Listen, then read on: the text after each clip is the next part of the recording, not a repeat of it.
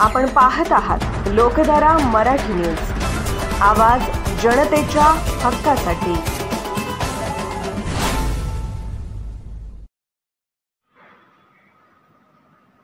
सांगली जिल्हा मध्यवर्ती बँकेचे संचालक श्री प्रकाश जमदाडे साहेब यांनी आज 14 सप्टेंबर रोजी जय हनुमान गणेश उत्सव मंडळ विठ्ठलनगर जत, श्री आदिशक्ती गणेश उत्सव मंडळ जत, श्री ताईबाई गणेश उत्सव मंडळ मंगळवार पेठ जत व गणेश उत्सव मंडळ सिंदूर मनोभावे गणेशाची पूजा करून सर्वांना सुख समाधान शांती द्यावी अशी प्रार्थना केली।